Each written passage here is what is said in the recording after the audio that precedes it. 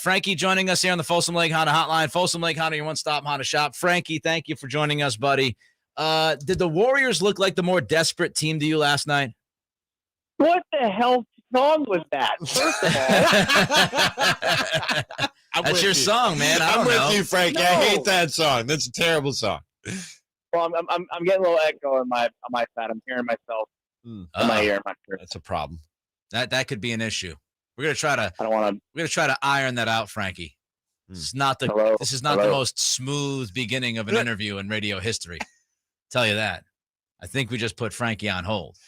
Not really sure what's happening. That is a truly terrible song we brought him in with, though. Cowboy baby. You don't like that one? No. Wasn't that the Undertaker's entrance when he started coming out on a motorcycle? No. Are we good? Do you hear yourself, Frankie? So. I hear it a little bit, but I think I can manage it. Okay, how about we just jump into this? Warriors more desperate last night. Did it look like that to you?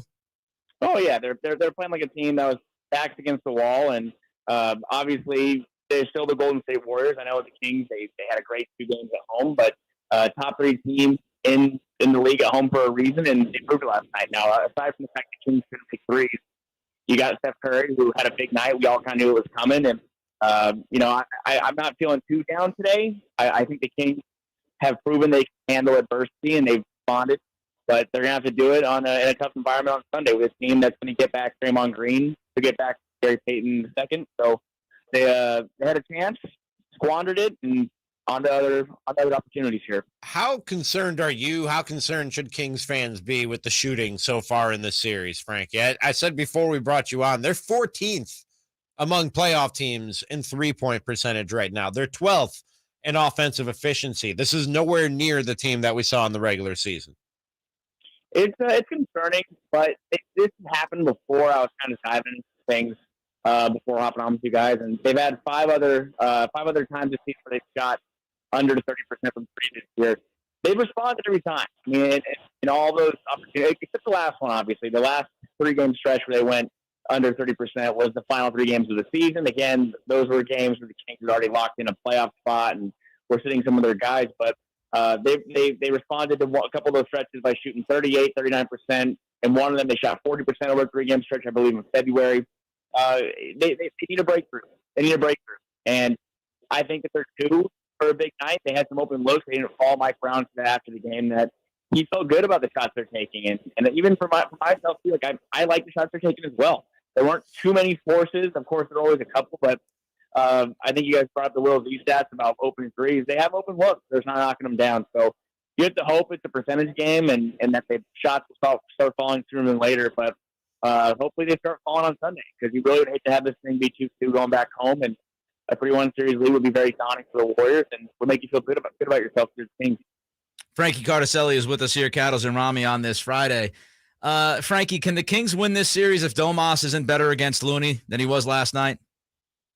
Yeah, I mean, I think they can, but that goes back to 3-point shooting. But I do think Sabonis, the Warriors done a good job of taking away his passing game, and when he's not able to get his teammates involved, that makes the Kings a much worse team. And the rebounds are there. Rebounds are there on Domas' side, but it's the other people around I'm looking at that.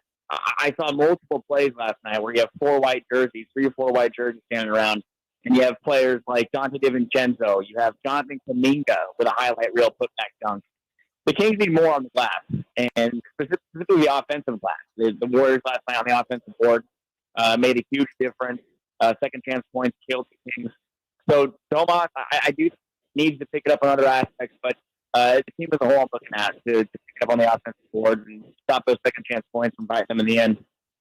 Keegan Murray had 16 minutes in each of the first 2 games, 22 minutes in last night's game. And honestly, I don't know if he even gets 22. I think Mike Brown just left him in late to see if he could get it going and find his shot. With his struggles and just the overall struggles to shoot the basketball, do you think there's any change in Mike Brown's rotations and minutes distribution regarding Keegan Murray? Yeah, I mean, I think you've already been kind of seeing it. Some of that's been because of foul trouble. Keegan's gotten in foul trouble in the past couple of games. But I do think, especially when we get later in the series, you can see more of those test for Edwards minutes. I know he kind of played late in the game the other night, but the Kings are getting nothing from Keegan right now. They're not getting any offense. Obviously, they're not getting much defense from him either. you need something. If you're not going to get anything out of him, you need to get at least one side. And that was the biggest knock on Casey Alcala, who was here earlier in the season. He was only a one-dimensional player. He only brought defense, a 0 on offense. But the Kings need something right now. Because right now, Keegan's getting blown by on defense. The shots aren't falling. You can't have multiple minutes out there where a high impact, a high rotation guy is not bringing you any impact. So the Kings did get creative. Mike Brown was playing Terrence Davis for some stretch the other night. You did see Alex Len, obviously, but maybe he taps a little deeper in the bench and goes to Kessler, especially if someone like Klay Thompson is going. Last one for you, Frankie. What do you think happens on Sunday?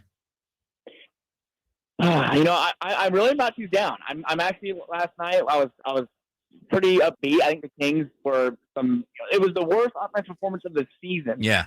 For them. So I do think they're going to bounce back. I would not be surprised if that was a win. I think they're control the series, but it's not going to fall. And I'm still feeling about the Kings. I'm feeling good.